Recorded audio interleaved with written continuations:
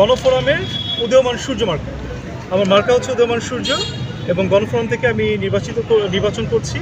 ইনশাল্লাহ আজকে থেকে আমরা প্রচারণা শুরু করেছি। অনেক প্রার্থী অবশ্য আগে থেকে প্রচারণা শুরু করেছিল, কিন্তু আমরা নির্বাচন কমিশনকে সম্মান জানাই এবং তাদের যে রুলস সেই রুলস অনুযায়ী 22 তারিখ থেকে আমরা আজকে শুরু করতে যাচ্ছি ইনশাল্লাহ। আপনার প্রতীক কি?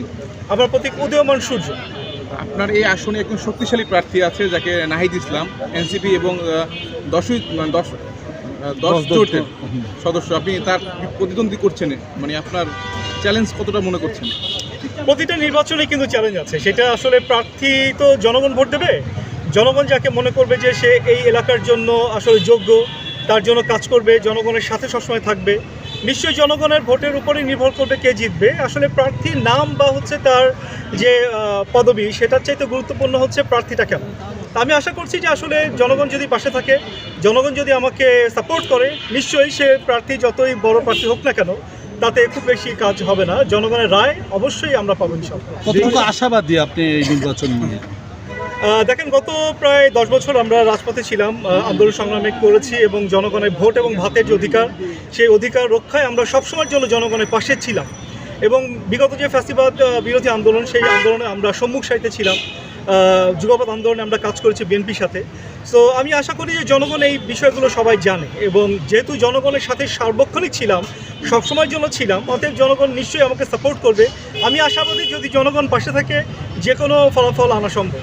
যেহেতু আজকে শুরু করলেন নির্বাচন প্রচারণা, নির্বাচনী প্লেইং ফিল্ড কেমন দেখছেন? আজকে তো শুরু হচ্ছে, নিশ্চয়ই পরিবেশ এখনো ভালো আছে আলহামদুলিল্লাহ। আমরা চাইবো যে নির্বাচন কমিশন অবশ্যই নিরপেক্ষ অবস্থান বজায় রাখবে এবং নির্বাচনের দিন পর্যন্ত তারা যদি নিরপেক্ষ অবস্থান বজায় রাখে, দীর্ঘদিন পরে একটা নির্বাচন হচ্ছে, যে নির্বাচনে গণতান্ত্রিক রায়টা ফুটে উঠবে। যদি নির্বাচন কমিশন সুষ্ঠু থাকে এবং তারা যদি নিরপেক্ষ থাকে, সরকার যদি নিরপেক্ষ থাকে, এখনো পর্যন্ত লেভেল প্লেইং ফিল্ড চমৎকার আছে। আমরা আশা করছি এই ধারাটা অব্যাহত থাকবে। না, আমার নিরাপত্তা দিবে আমার জনগণ। আসলে গানম্যান তো নিরাপত্তা প্রদান করতে পারে না। আমরা মুসলমান, আমরা আসলে ইসলাম ধর্ম পালন করি। যেহেতু মুসলিম হিসেবে আমার জন্ম একবার, মৃত্যু একবার। মৃত্যু যদি থাকে তাহলে আসলে আপনি যতই গানম্যান নিয়ে চলেন না কেন, যতই আপনি নিরাপত্তা রক্ষী নিয়ে চলেন না কেন, আপনার মৃত্যু কেউ ঠেকাতে পারবেন না। সো আমি আল্লাহর উপর ভরসা করছি, ইনশাল্লাহ জনগণ আমাকে সাপোর্ট দিবে, জনগণ আমাকে নিরাপত্তা দিবে, আল্লাহ আমাকে নিরাপত্তা দিবে ইনশাল্লাহ। আপনি যদি নির্বাচিত হন, আপনি বলেছেন যে জনগণ আপনাকে ভালোবাসে বা আপনাকে চায়, সে কারণে আপনি নির্বাচিত হতে পারেন, সেক্ষেত্রে আপনি জনগণের জন্য কি করবেন?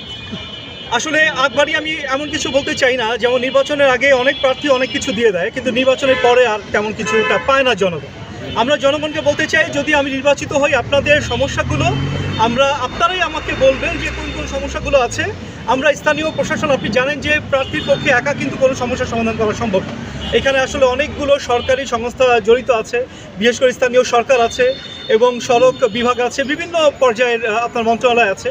তো আমরা চেষ্টা করব জনগণের যে সমস্যাগুলো আছে সেগুলো আমরা জনগণের কাছ থেকেই শুনবো, জানবো এবং সেই অনুযায়ী আমরা যেই সংশ্লিষ্ট মন্ত্রণালয় আছে তাদের সাথে আলোচনা করে আমরা সমাধান করবো ইনশাআল্লাহ। আমরা তো শুনি প্রত্যেকবারে এমপিরা যখন প্রচারণা চালায় তখন তারা বলে যে আমি এই এলাকায় এই জিনিসগুলো পরিবর্তন করতে চাই।